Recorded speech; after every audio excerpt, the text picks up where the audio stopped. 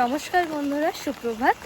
আজকের সকালটা একটু অন্যভাবে শুরু হচ্ছে। এখন ঘড়ির কাঁটায় বাজে 4:30, আর আমাদের সোনারপুর স্টেশন থেকে শিয়ালদা একটা লোকাল রয়েছে 4:40-এ। সেই ট্রেনে করে আমরা যাব শিয়ালদা, আর তারপর ওখান থেকে যাব দক্ষিণেশ্বর। আজকে একটা বিশেষ দিন, বিশেষ তিথি, রথযাত্রা। এই দিনটাকে আরও সুন্দরভাবে কাটানোর জন্য সকাল সকাল যাচ্ছি দক্ষিণেশ্বরের উদ্দেশ্যে। সকালবেলা রাস্তাটা পুরো ফাঁকা আর বৃষ্টি হচ্ছে ঝিরঝির করে, তার মধ্যেই আমরা দুজন রেডি হয়ে বেরিয়ে পড়েছি। আজকে যাব দক্ষিণেশ্বরে মায়ের ওখানে পুজো দিতে। বাড়ি থেকে সামনে থেকে বেরিয়ে রাস্তায় এসে রিকশায় উঠে পড়েছি। আমরা যাচ্ছি স্টেশনের দিকে। পুরো রাস্তা ফাঁকা।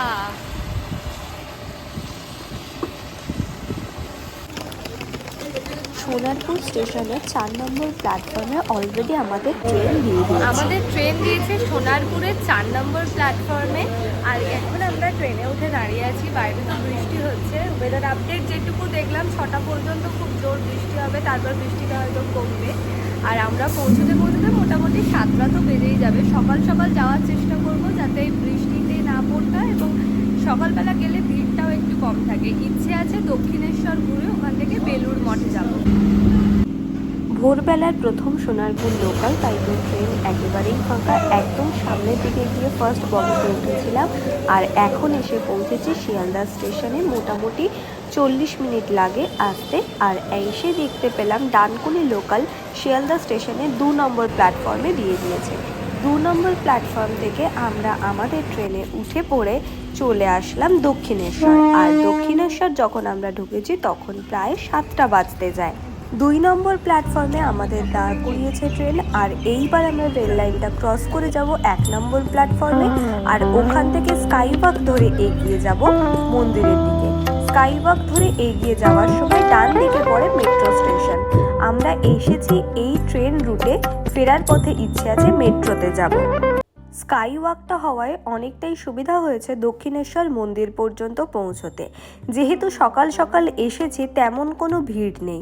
স্কাইওয়াকের মধ্যে এই যে দোকানগুলো দেখতে পাচ্ছ, এখানে কিন্তু সমস্ত দোকানে ডালা পাওয়া যায়। এছাড়াও ঠাকুরের বিভিন্ন রকমের ফটো পাওয়া যায়, বাচ্চাদের খেলনাও পাওয়া যায়। এখান থেকে তোমরা ডালা নিতেই পারো, অথবা মন্দিরের ভেতরের চত্বরে গিয়ে ডালা নিতে পারো। আমরা এসকেলেটরে করে নেমে চলে আসলাম, আর এসে গেছি মন্দিরের একদম সামনের গেটে।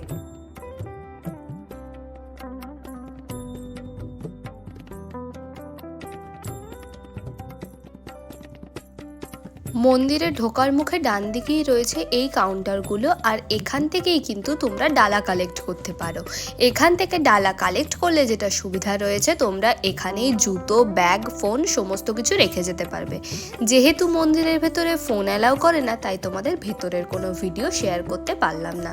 আমাদের পুজো দেওয়া তো মোটামুটি 7:30 পৌনে 8টার মধ্যেই কমপ্লিট হয়ে গিয়েছিল, আর খুব ভালোভাবে শান্তি মনে মায়ের দর্শন করেছি।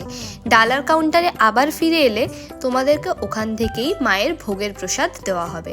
অবশ্যই তোমরা সেটা নিতে ভুলো না। ফোন এলাও করে না, সেজন্য ভেতরে আমরা ঠাকুরের পুজো দিয়ে আসলাম খুব ভালোভাবে। সকাল সকাল আসায় যেটা একটা ভালো হয়েছে যে ভিড় নেই একেবারেই। 10 জন মতন ছিল, তার পেছনে আমরা ছিলাম, আর খুব সুন্দরভাবে মায়ের দর্শন হয়েছে। আপনারাও যারা আসবেন চেষ্টা করবেন সকাল সকাল আসার, তাহলে মায়ের দর্শন খুব ভালোভাবে হবে। আজকে রথযাত্রা উপলক্ষে এসেছি বটে, তবে মনে হয় যে বেলা বাড়লে ভিড়টা আরও বাড়বে। আমাদের ইচ্ছে আছে এখান থেকে বেরিয়ে আমরা বেলুর মঠে যাব। ফেরার সময় দেখতে পাবো আলটিমেট ভিড়টা কতটা হচ্ছে।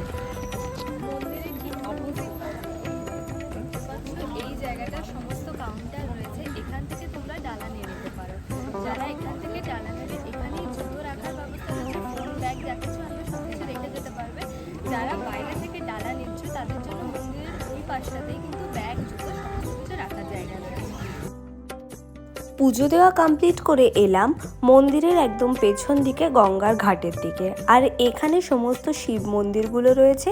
তার পাশ থেকে আমরা হেঁটে এগিয়ে চললাম গঙ্গার ঘাটের দিকে। এই যে দেখতে পাচ্ছ এই রাস্তা দিয়ে কিন্তু মন্দিরের ভেতরে প্রবেশ করতে হয়। আমরা এবার যাব মন্দিরের সামনের পুকুরের ওখানটাতে, যেখানে খুব সুন্দর একটা পরিবেশ।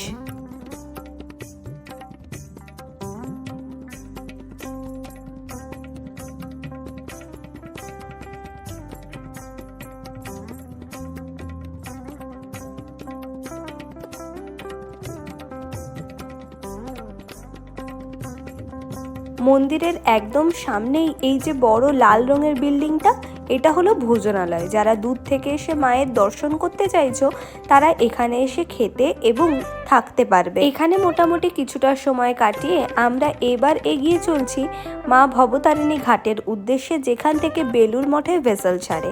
ঘাটে এসে দেখলাম তখনও 7:30 বাজেনি বলে খেয়া ছাড়বে না, সেজন্য আমরা এসে প্রথমেই এক কাপ চা খেয়ে নিলাম।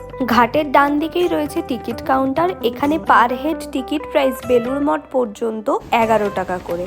তো দুজনের 22 টাকা দিয়ে টিকিট কেটে আমরা ভেতরে গিয়ে বসলাম আর এখানে বসে কিছুক্ষণ অপেক্ষা করলাম। তারপরেই এসে গেল আমাদের ভেসেল, আর অল্প কয়েকজন যাত্রী নিয়েই ভেসেল এগিয়ে চলল বেলুড় মঠের উদ্দেশ্যে। সকাল সকাল আসায় ভিড় এতটাই কম ছিল যে খুব সুন্দরভাবে পরিবেশটাকে অনুভব করতে পেরেছি।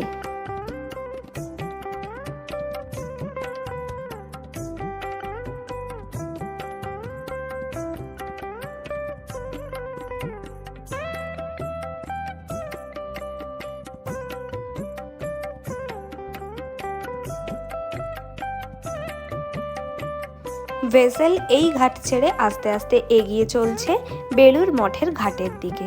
আর গঙ্গার তলা থেকে এত বড় ভেসেলে করে যাওয়ার কিন্তু একটা আলাদাই আনন্দ। আর তোমরা নিশ্চয়ই দেখতে পেলে কত সুন্দর লাগছে এখান থেকে মায়ের মন্দিরটা দেখতে। আর কিছুক্ষণের মধ্যেই তোমাদের সাথে শেয়ার করব যাওয়ার পথে বেলুড় মঠটা কত সুন্দর দেখতে লাগছে।